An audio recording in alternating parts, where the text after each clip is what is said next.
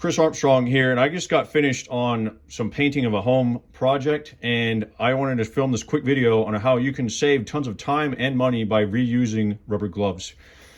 These are the gloves I use to just paint, and these are nitro gloves. I bought these, I can't even remember, probably Harbor Freight 10 years ago, and these have been holding up for 10 years, and I'm about to show you how I was able to get so much use and life out of this one box, and I'll probably get years more because I reuse them. I don't throw them away after every single use. And these are the top quality gloves. Nitro is what they use in the medical industry. They're usually like a blue or a violet blue color, or you can get them in black. They come in different thicknesses. They're usually measured in millimeter, from very thin to very thick, depending on how durable you need them. And basically they're the best, especially for people with latex allergies. Latex gloves usually have a lot of powder on them. They're flimsy.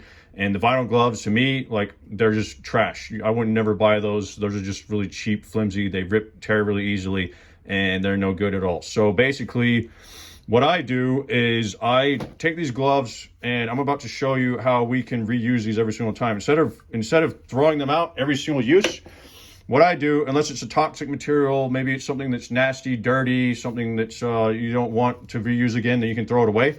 But since I use these type of gloves for painting very often, what I do, especially for a water-based paint like this that doesn't have any VOCs, I'll just reuse them and wait for the paint to dry, and you could just reuse it again instead of disposing them and using an entirely new glove.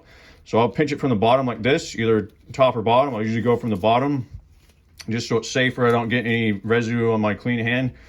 Work the glove off your hand like so, above the knuckles, and then every single finger, one by one, you just pull it up from the fingertip like so, and then you can roll down the bottom part. Once it's rolled down, you can just lay it out to dry. Same thing here. This one's not nearly as dirty, but I still plan on reusing it. Pinch it from the bottom, roll it up all the way up the knuckles, and then one by one on each fingertip.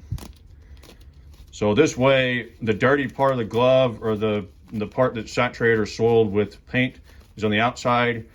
You can just lay it out to dry and reuse it again. And then what I do is, I have a special compartment here on the top of my toolbox that I just use primarily just for storing gloves. I can take these, put them in the compartment, and they're good to go for a future use. Also with these, if I ever need to replenish gloves, I'll just take the whole box, put them in the bottom of my toolbox, and then you're good to go. So anyway, I hope this video was helpful. Check out makersfieldguide.net for more helpful tips and tricks just like these. Thanks. Take care.